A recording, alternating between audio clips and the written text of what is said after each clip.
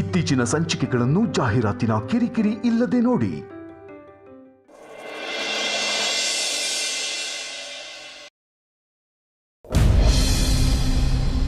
ನಮ್ಗೆ ತೇಜಸ್ ಯಾರು ಅಂತ ಯಾವತ್ತೂ ಗೊತ್ತಿರಲಿಲ್ಲ.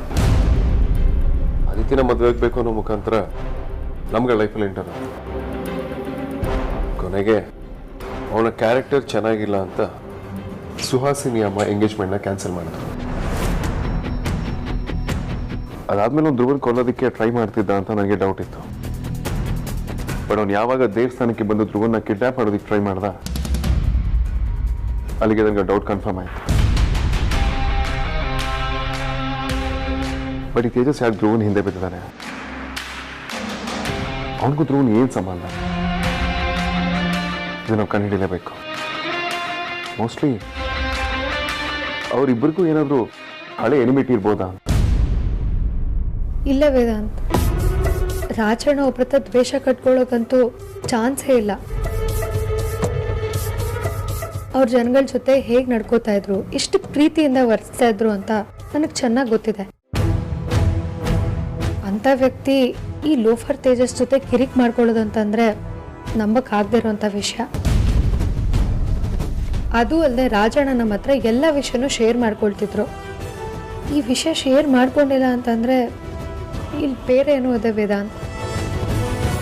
ಆ ತೇಜಸ್ ಯಾಕೆ ನಮ್ಮ ರಾಜಣ್ಣನಿಂದ ಬಿದ್ದಿದ್ದಾನೆ ಅನ್ನೋದೇ ಗೊತ್ತಾಗ್ತಿಲ್ಲ. ಹಾಗಾದ್ರೆ ಖಂಡಿತವಾಗ್ಲೂ ಬೇರೆ ಕಾರಣ ಇಲ್ಲ. ಅವನು ಯಾಕೆ ನಿಮ್ಮ ಧ್ರುವನ್ ಹಿಂದೆ ಬಿದ್ದಿದ್ದಾನೆ? ಅವ್ರಿಗೆ ಬರೀ ಧ್ರುವ ಸರ್ ಮೇಲೆ ದ್ವೇಷ ಇರ್ಬೋದು ಅಂತ ಹೇಳೋಕ್ಕಾಗಲ್ಲ. ಅವ್ರಿಗಿಡೀ ಫ್ಯಾಮಿಲಿ ಮೇಲೆ ದ್ವೇಷ ಇರ್ಬೋದಲ್ವಾ? No problem. ಹಾಗಿದ್ದಿದ್ರೆ ಅವರು ಡೈರೆಕ್ಟ್ ಆಗಿ ನನ್ನ ಮೇಲೆ ಅಟ್ಯಾಕ್ ಮಾಡ್ತಿದ್ರೆ ಹೊರತು ಧ್ರುವ ಮೇಲೆ ಅಟ್ಯಾಕ್ ಮಾಡ್ತಿರ್ಲಿಲ್ಲ.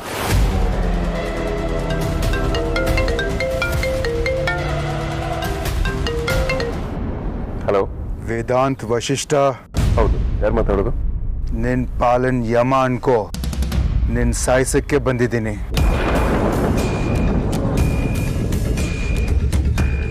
Return call. ಸಾಯಿಸ್ತೀನಿ ಅಂತ ಯಾರೋ ಹೆದರ್ಸ್ತಾ ಇದ್ದಾರೆ. ನೀನು ಲೌಡ್ ಸ್ಪೀಕರ್ ಹಾಕು, ನಾನು ರೆಕಾರ್ಡ್ ಮಾಡ್ಕೋತೀನಿ.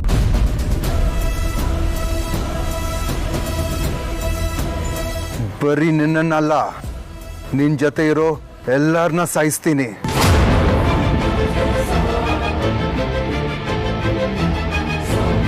You idiot. ಮೊದಲು ನೀನು ಯಾರು ಅಂತ ಹೇಳಿ, ಆಮೇಲೆ ನಿನ್ನ ಹತ್ರ ಮಾತಾಡ್ತೀನಿ. ಹೇಳದ್ನಲ್ಲ, ನಿನ್ ಪಾಲಿನ ಯಮ ಅಂತ. ನೀನು ತೇಜಸ್ನ ಬರೀ ಅರೆಸ್ಟ್ ಮಾಡಿಸೋದಿಕ್ಕೆ ಎಲ್ಲ ಮುಗ್ದೋಯ್ತು ಅಂತ ಅನ್ಕೊಂಬೇಡ. ನಿಜವಾದ ಆಟ ಶುರು ಆಗೋದು ಇನ್ಮೇಲೇನೆ. ಇವಾಗ ನೀನ್ ಗೆದ್ದಿರ್ಬೋದು, ಆದ್ರೆ ಫೈನಲ್ ಆಟ ನಂದೇ. ನನ್ನ ಫ್ಯಾಮಿಲಿ ಬಗ್ಗೆ ಇಷ್ಟೊಂದು ಸೀರಿಯಸ್ ಆಗಿ ಮಾತಾಡ್ತಿದ್ಯಲ್ಲ, ಮೊದಲು ನೀನು ಯಾರು ಅಂತ ಹೇಳು. ಯಾರು ಯಾರನ್ನ ಸಾಯಿಸ್ತಾರೆ, ಯಾರನ್ನ ಹೊಡಿತಾರೆ ಅಂತ ಆಮೇಲೆ ನೋಡೋಣ.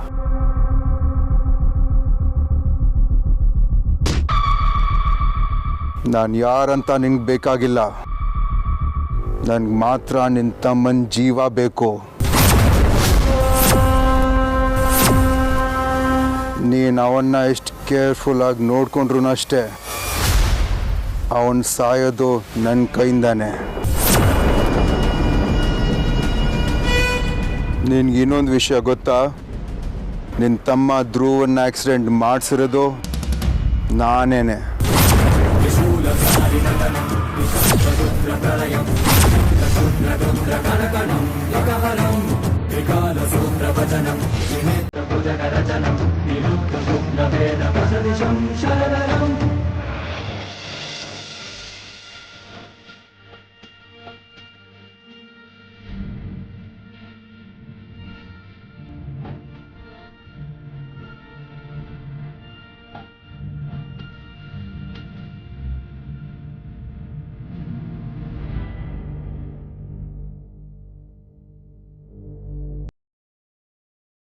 ಅರೇ,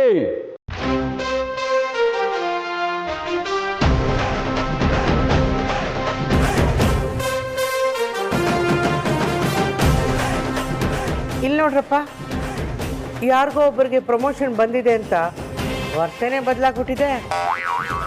ಏನ್ ಬದಲಾದ್ರೇನು ನಮ್ಮ ಪರಿಸ್ಥಿತಿ ಏನ್ ಬದಲಾಗತ್ತಾ? ನಾನು ಬಂದು ಕೂತ್ಕೊಂಡು ಎಷ್ಟೊತ್ತಾಯ್ತು? ಒಂದು ಗ್ಲಾಸ್ ಕಾಫಿ ಕೊಡ್ಬೇಕು ಅನ್ನೋ ಕಾಮನ್ ಸೆನ್ಸ್ ಬೇಡವಾ? ತಗೊಂಡ್ ಬಾ.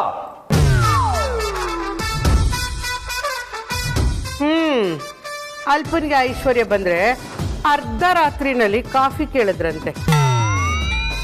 ಒಂದು ಮಾತು ನೆನಪಲ್ಲಿ ಇಟ್ಕೋಬೇಕು, ಹತ್ತಿದ ಏಣಿನ ಕಲ್ಸಿದ ಗುರುನ ಯಾವತ್ತೂ ಮರಿಬಾರ್ದು.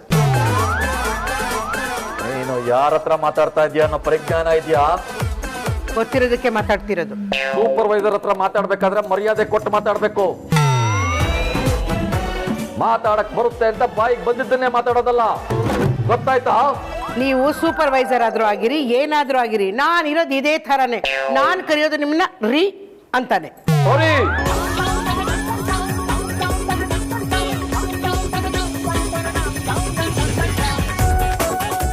ಅಂಜಲಿ, ಅದಿತಿ, ಪರಿ ಎಲ್ಲರೂ ನನ್ನ ಮುಂದೆ ಸಾಲಾಗಿ ನಿಂತ್ಕೊಳ್ಳಿ. ನಾನೂನಾ? ನೀನೇ. ಏನ್ ನಾನು ನಾ ಅಂತ ಬೇರೆ ಕೇಳ್ತಾ ಇದೆಯಲ್ಲ, ನಿಂತ್ಕೊಳ್ಳಿ ಎಂದೆ. ಏನ್ ಎಲ್ರಿಗೂ ಮತ್ತೊಂದ್ಸಲ ತುತ್ತೂರಿ ಊದ್ಬಿಟ್ಟು ಹೇಳ್ಬೇಕಾ? ಪರಿ, ನಿನಗೇನು ಸ್ಪೆಷಲ್ ಆಗಿ ಆಮಂತ್ರಣ ಕೊಡ್ಬೇಕಾ? ಇಲ್ಲಪ್ಪ. ಬಾ ಮತ್ತೆ. ಬಂದೆ ಬಂದೆ ಬಂದೆ.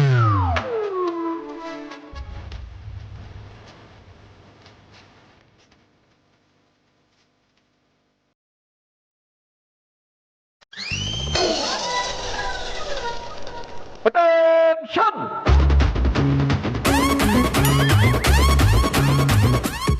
ಹಂಗಂದ್ರೇನ್ರಿ? ಅಮ್ಮ, ಅಟೆನ್ಷನ್ ಅಂದ್ರೆ ಹಿಂಗೆ, ಸ್ಟ್ಯಾಂಡರ್ಟೀಸ್ ಅಂದ್ರೆ ಹೀಗೆ. ಮಾಡ್ಕೋಗೆ. Pari! Attention! Standard is. Dance dance ಅಲ್ಲ. Attention! Standard is. Attention!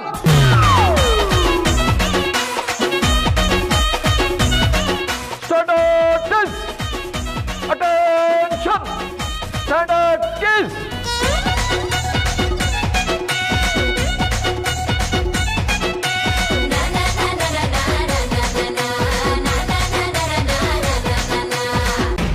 ಆ ದಿನ ಅವನ ಅದೃಷ್ಟ ಚೆನ್ನಾಗಿತ್ತು, ಅದಕ್ಕೆ ಬದುಕ್ದ.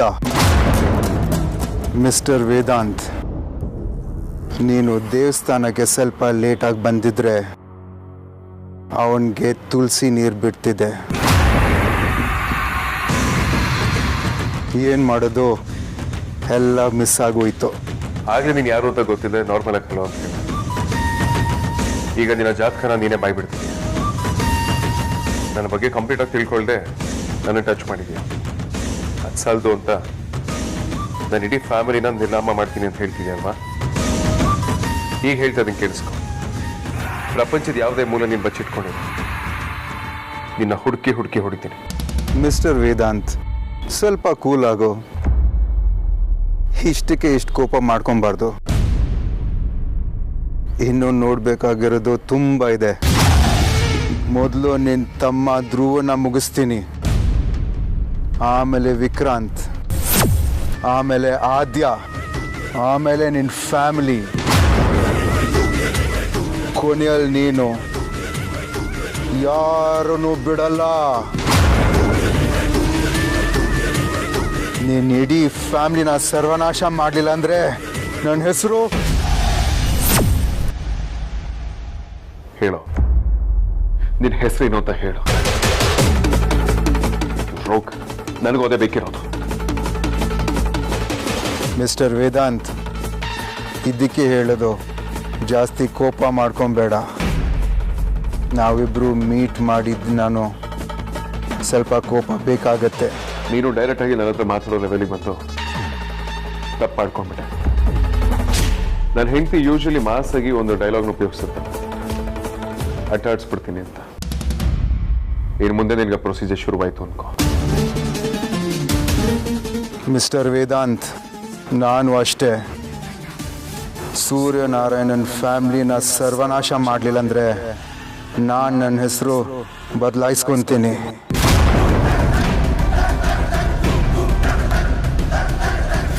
ಫಸ್ಟ್ ಆಫ್ ಆಲ್ ನಿನ್ನ ಪ್ಲಾನ್ ವರ್ಕೌಟ್ ಆಗಿದೆ. ಅದನ್ನ ಬಿಟ್ಟು ನಿನ್ನ ಪ್ಲಾನಿಂಗ್ ಬಗ್ಗೆ ಮಾತಾಡಬೇಕು ಅಂದರೆ ಖಂಡಿತವಾಗ್ಲೂ ನಿನ್ನ ಪ್ಲಾನಿಂಗಲ್ಲಿ ಫ್ಲಾ ಇದೆ. ನೀನು ನನ್ನನ್ನು ಕೊನೆಯಲ್ಲಿ ಮುಗಿಸ್ತೀನಿ ಅಂತ ಡಿಸೈಡ್ ಮಾಡ್ಕೊಂಡಿರೋದು ತುಂಬಾ ದೊಡ್ಡದು. ವೇದಾಂತ ಬದುಕಿರೋವರೆಗೂ ಅವರ ಫ್ಯಾಮಿಲಿಯಲ್ಲಿ ಒಬ್ಬರನ್ನು ಮುಟ್ಟೋದಕ್ಕಾಗಲ್ಲ. ನೀನು ತಾಕತ್ತಿದ್ರೆ ಮೊದಲು ನನ್ನನ್ನು ಮುಟ್ಟು. ನೀನು ಬದುಕಿದ್ರೆ ನೆಕ್ಸ್ಟ್ ಸ್ಟೆಪ್ ತಗೊಳ್ಳೋದು. ಮಿಸ್ಟರ್ ವೇದಾಂತ್, ನನಗೂ ಅಷ್ಟೇ ಚಾಲೆಂಜ್ ಅಂದರೆ ತುಂಬ ಇಷ್ಟ. ನೋಡೇ ಬಿಡೋಣ, ಗೆಲ್ಲೋದು ಯಾರು, ನೀನಾ ಅಥವಾ ನಾನಾ? ನಿನ್ನ ಕೈಲಿ ವಾಚ್ ಇದ್ರೆ ಟೈಮ್ನ ನೋಟ್ ಮಾಡಿ ಇಟ್ಕೊ.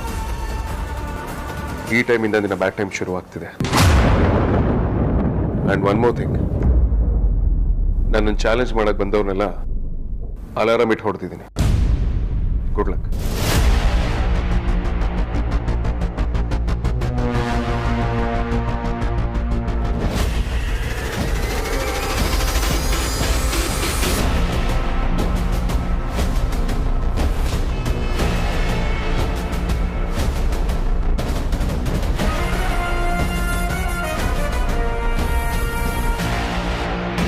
ನೋಡಿ, ನಾವು ನಿಮಗೆ ಸಂಬಳ ಕೊಡ್ತೀವಿ.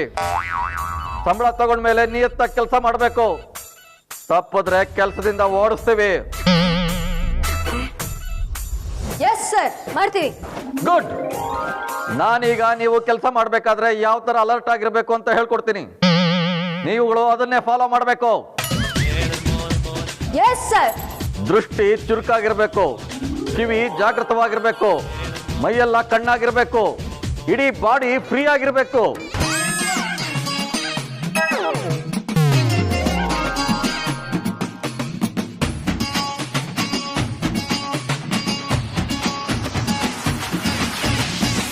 ಯಾಕೆಲ್ಲರೂ ನಗ್ತಾ ಇದ್ದೀರಾ?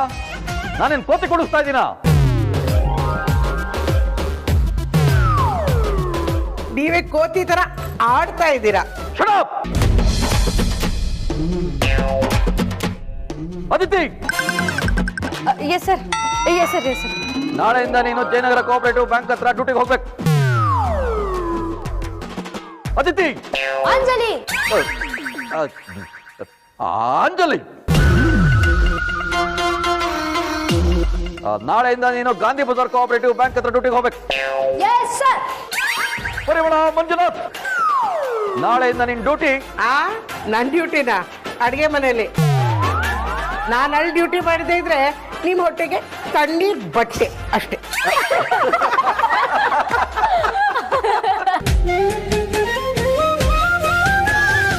ಹೇಗಿತ್ತು ಆಕ್ಟಿಂಗು? ಅಯ್ಯೋ,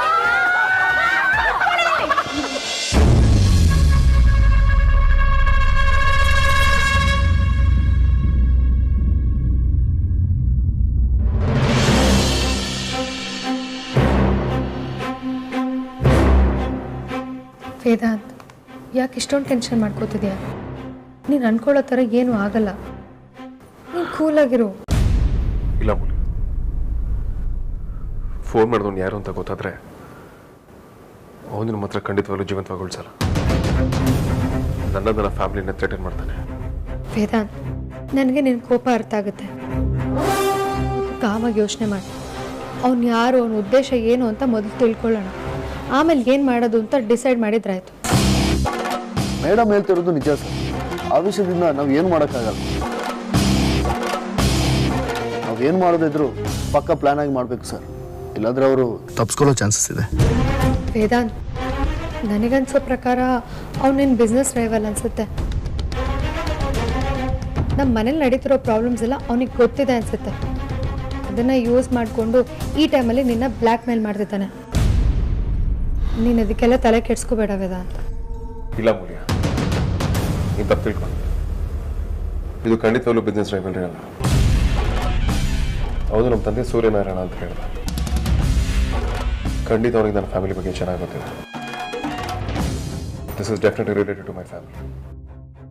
ಹಾಗೆ ಅವನು ಮಾತಾಡ್ತಾ ತೇಜಸ್ ಹೆಸರು ಕೂಡ ಯೂಸ್ ಮಾಡ್ದ. ಹಾಗಿದ್ಮೇಲೆ ಖಂಡಿತವಾಗ್ಲೂ ಇದರಲ್ಲಿ ಏನಾಗಿದೆ. ಇನ್ನೊಂದು ವಿಷಯ ಸಿಂಪಲ್ ಆಗಿದೆ ಸರ್. ಅವನು ತೇಜಸ್ ಬಗ್ಗೆ ಮಾತಾಡಿದಾನಂದ್ರೆ ಅವನಿಗೂ ತೇಜಸ್ಗೂ ಏನೋ ಲಿಂಕ್ ಇದೆ ಅನ್ಸುತ್ತೆ ಸರ್. ಇಲ್ಲಾಂದ್ರೆ ಅವನ್ಯಾಕೆ ತೇಜಸ್ ಫೇವರ್ ಮಾತಾಡ್ತಿದ್ದ ಸರ್? ನಿಮ್ಗೆ ಕರೆಕ್ಟ್ ಆಗಿದೆ ಪ್ರಶ್ನೆ. ಅವನಿಗೆ ಕೇವಲ ನನ್ನ ಮೇಲೆ ದ್ವೇಷ ಅಥವಾ ಧ್ರುವನ ಮೇಲೆ ದ್ವೇಷ ಇಲ್ಲ, ನಮ್ಮ ಇಡೀ ಕುಟುಂಬದ ಮೇಲೆ ದ್ವೇಷ ಇಲ್ಲ. ಅದಕ್ಕೆ ಯಾರನ್ನೂ ಬಿಡದೆ ಎಲ್ಲರೂ ಮುಗಿಸ್ತೀನಿ ಅಂತ ಹೇಳ್ತಿರೋ. ನಮ್ಮ ತಂದೆ ತೀರೋಗಿ 25 ವರ್ಷ ಮೇಲಾಗಿದೆ. ಅದನ್ನ ಅವ್ನು ಈಗ ನೆನೆಸ್ಕೊಂಡು ಮಾತಾಡ್ತಿದ್ದಾನೆ, ಅದನ್ನ ಅಷ್ಟೊಂದು ಕೋಪದಿಂದ ಹೇಳ್ತಿದ್ದಾನೆ ಅಂದರೆ ಖಂಡಿತವಾಗ್ಲೂ ಇದರಲ್ಲೇನೋ ಇದೆ. ನಮ್ಮ ತಂದೆಗೂ ಆ ವ್ಯಕ್ತಿಗೂ ಏನಾದರೂ ಹಳೆ ದ್ವೇಷ ಇರ್ಬೋದು. ಮೇ ಬಿ ಇರ್ಬೋದು ಅನ್ಸುತ್ತೆ ಸರ್. ಅದಕ್ಕೆ ಅವ್ರು ನಿಮ್ಮ ತಂದೆ ಬಗ್ಗೆ ಹೇಳಿದ್ದು. ಪ್ರಜ್ವಲ್ ಇವನ್ನ ಹೀಗೆ ಸುಮ್ಮನೆ ಬಿಟ್ಟರೆ ಆಗೋದಿಲ್ಲ. ಖಂಡಿತವಾಗ್ಲೂ ಇವನಿಗೊಂದು ಗತಿ ಕಾಣಿಸ್ಲೇಬೇಕು. ಆ್ಯಂಡ್ ಆಲ್ಸೋ ಅವನು ಫೋನ್ ಮಾಡಿದ್ದು ಪ್ರೈವೇಟ್ ನಂಬರ್ ಇದೆ. ನನ್ನ ಬಿಸ್ನೆಸ್ ಕ್ಲೈಂಟ್ಸ್ ಇರ್ಬೋದು ಅಂತ ರಿಸೀವ್ ಮಾಡಿ ಅವನ ನಂಬರ್ ಇರಲಿಲ್ಲ. ಅವನು ಯಾವ ನಂಬರಿಂದ ಕಾಲ್ ಮಾಡಿದ್ದಾನೆ ಅಥವಾ ಯಾವ ಲೊಕೇಶನಿಂದ ಕಾಲ್ ಮಾಡಿದ್ದಾನೆ ಅನ್ನೋದನ್ನು ಫಸ್ಟು ಟ್ರೇಸ್ ಮಾಡಿ ನನಗೆ ಇಮಿಡಿಯೇಟಾಗಿ ಗೊತ್ತಾಗ್ತದೆ. ನೀವೇನು ಮಾಡ್ತೀರೋ ನನಗೆ ಗೊತ್ತಾಗ್ತದೆ. ನಾನು ಈಗಲೇ ಇನ್ಸ್ಪೆಕ್ಟರ್ ಹತ್ರ ಮಾತಾಡ್ತೀನಿ.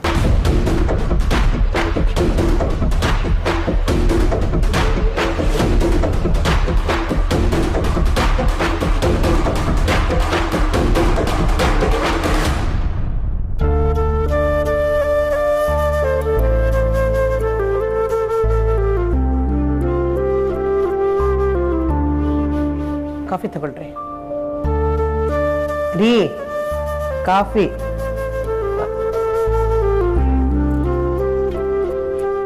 ಏನು ಯೋಚನೆ ಮಾಡ್ತಿದ್ದೀರಾ? ಬರೀ ಇವತ್ತು ಯಾಕೋ ನನಗೆ ತುಂಬ ಸಮಾಧಾನ ಅನ್ನಿಸ್ತಾ ಇದೆ. ಮನಸ್ಸಿಗೆ ಒಂಥರ ನೆಮ್ಮದಿ ಅನ್ನಿಸ್ತಾ. ಹೌದಾ? ಯಾಕ್ರಿ? ಇಷ್ಟು ವರ್ಷ ಬರೀ ಮಕ್ಕಳು ಮದುವೆ ಮಾಡಬೇಕು, ಸಂಸಾರ ತೂಗಿಸ್ಕೊಂಡು ಹೋಗ್ಬೇಕು ಅನ್ನೋ ಜಂಜಾಟದಲ್ಲೇ ಕಾಲ ಕಳೆದೆ ಬರೀ. ಅದಕ್ಕೆ ತುಂಬ ಸಾಲ ಮಾಡಿಕೊಂಡು ಸಾಲಗಾರರಿಗೆ ಸುಳ್ಳು ಹೇಳ್ಕೊಂಡು ತಿರುಗಿದ್ದು ಆಯಿತು, ಮರ್ಯಾದೆನೇ ಕಳ್ಕೊಂಡಿದ್ದಾಯಿತು. ಇವತ್ತು ಆ ಗೊಡವೆಗಳಿಂದ ಪೂರ್ತಿ ಹೊರಗೆ ಬಂದಿದ್ದೀನಿ ಅಂತ ಅನ್ನಿಸ್ತಾ ಇದೆ ಬರೀ. ಅದಕ್ಕೆ ಮನಸ್ಸಿಗೆ ಒಂಥರ ಹಿತ ಅನ್ನಿಸ್ತಾ ಇದೆ. ಯಾಕ್ರಿ ಏನೇನೋ ಮಾತಾಡ್ತಿದ್ದೀರಾ? ಏನಾಯ್ತು ನಿಮಗೆ? ಬರೀ ಸೂಪರ್ವೈಸರ್ ಆಗಿ ಕೆಲಸ ಸಿಕ್ಕ ಮೇಲೆ ಕಳ್ಕೊಂಡಿರೋ ಮರ್ಯಾದೆ ಎಲ್ಲ ವಾಪಸ್ ಬಂದಂಗೆ ಅನಿಸ್ತಾ ಇದೆ. ಆರ್ತಿ ಅಮ್ಮ ಮದುವೆ ಮಾಡ್ದಂಗೆ ಅದಿತಿ ಅಂದು ಮದುವೆನೂ ಮಾಡಬಹುದು ಅನ್ನೋ ಧೈರ್ಯ ಹೆಚ್ಚಾಗ್ತಾ ಇದೆ. ಇವತ್ತು ನನಗೆ ಎಷ್ಟು ಖುಷಿ ಆಗ್ತಾ ಇದೆ ಗೊತ್ತಾ ಬರೀ. ಇಷ್ಟು ದಿವಸ ಬರೀ ನಿಮ್ಮನ್ನು ಮೆಚ್ಚೋದಕ್ಕೆ ನಗ್ತಾ ಇದ್ದೆ, ಆದರೆ ಇವತ್ತು ನಾನು ಮನಸಾರೆ ನಗ್ತಾ ಇದ್ದೀನಿ. ಬರೀ ನಮ್ಮ ಏಜೆನ್ಸಿಯವನಿಗೆ ಆ ದೇವರು ಅದೇನು ಬುದ್ಧಿ ಕೊಟ್ಟನೋ ಗೊತ್ತಿಲ್ಲ. ಸಾಲ ವಾಪಸ್ ಕೊಡು ಅಂತ ಕಾಡ್ತಾ ಇದ್ದವನು ಸಾಲನೂ ಕೇಳದೆ ತಿರುಗಿ ವಾಪಸ್ ಕೆಲಸ ಕೊಟ್ಟಿದ್ದಾನೆ. ಅವನಿಗೆ ಅದೆಷ್ಟು ಧನ್ಯವಾದ ಹೇಳಿದ್ರು ಸಾಲೋದಿಲ್ಲ. ನಿಜ ರೀ, ಇದೆಲ್ಲ ಒಂಥರ ಕನ್ಸಲ್ಲಿ ನಡೆದಂಗೆ ಅನಿಸ್ತಿದೆ. ನಿಮಗೆ ಸಮಾಧಾನ ಆಯ್ತಲ್ಲ, ನನಗದೇ ಖುಷಿ.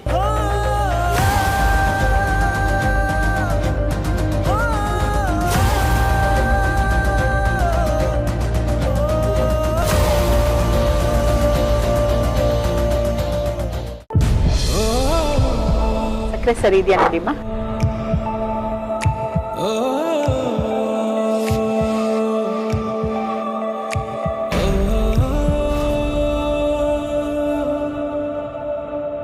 ವೈದೇಹಿ,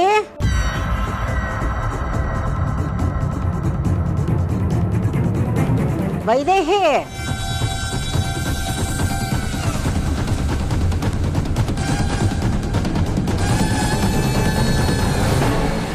ವೈದೇಹಿ,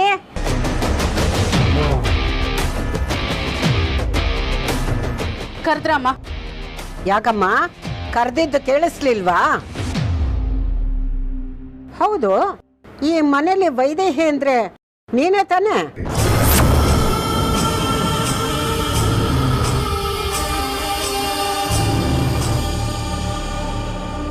ಯಾಕೆ ಏನು ಮಾತಾಡ್ತಾ ಇಲ್ಲ? ಅಮ್ಮ, ಯಾಕೆ ಈ ತರ ಮಾತಾಡ್ತಾ ಇದ್ದೀರಾ? ವೈದೇಹಿ ನಾನಲ್ದೆ ಇನ್ಯಾರಾಗಕ್ ಸಾಧ್ಯ? ಅಲ್ಲ, ನಾನು ಕರೆದಿದ್ದು ಕೇಳಿಸ್ತಾ ಇರೋರಾಗಿದ್ದೀಯಲ್ಲ, ಇನ್ನೇನು ಅಂದ್ಕೋಬೇಕು ಹೇಳು? ಇಲ್ಲಮ್ಮ, ನಾನು ಯಾವುದೋ ಬೇರೆ ಯೋಚನೆಯಲ್ಲಿದ್ದೆ. ಅದಕ್ಕೆ ಕೇಳಿಸ್ಲಿಲ್ಲ. ಹಾಂ, ನೀನು ಅದೇನು ಯೋಚನೆ ಮಾಡ್ತೀಯೋ, ಯಾರ ಜೊತೆ ಮಾತಾಡ್ತೀಯೋ ಒಂದು ಅರ್ಥ ಆಗಲ್ಲ. ಅಲ್ಲ ಕಣೆ, ಎಷ್ಟೋ ವರ್ಷಗಳಾದ್ಮೇಲೆ ನಿನ್ನ ನೋಡ್ತಾ ಇದ್ದೀನಿ. ನಿನ್ನ ಜೊತೆ ಮಾತಾಡಬೇಕು, ಕಷ್ಟ ಸುಖ ಎಲ್ಲ ಹೇಳ್ಕೋಬೇಕು ಅಂತ ಇದ್ದೀನಿ. ನೀನು ಕೈಗೆ ಸಿಕ್ಕಲ್ವಲ್ಲೇ? ಯಾಕೆ ನನ್ನ ಜೊತೆ ಮಾತಾಡೋದಕ್ಕೆ ಇಷ್ಟ ಇಲ್ವಾ ನಿನಗೆ? ಅಂದ್ರೆ ನಿಮಗೆ ಕಣ್ ಕಾಣಿಸ್ತಿದ್ಯಾ? ನಾನು ನಿಮಗೆ ಕಾಣಿಸ್ತಾ ಇದ್ದೀನಾ?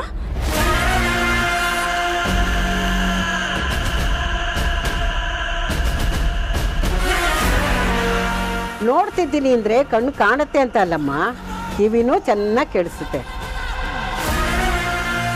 ಯಾರೋ ಬಂದಾಗ ಶಬ್ದ ಆಯಿತು, ಅದು ನೀನೇ ಇರಬೇಕು ಅಂತ ಕೂಗಿದೆ.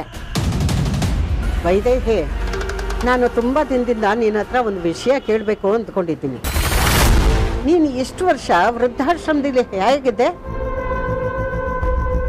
ಬೆಂಕಿ ಅವಘಡ ಆದಮೇಲೆ ಮನೆಗೆ ಯಾಕೆ ಬರಲಿಲ್ಲ?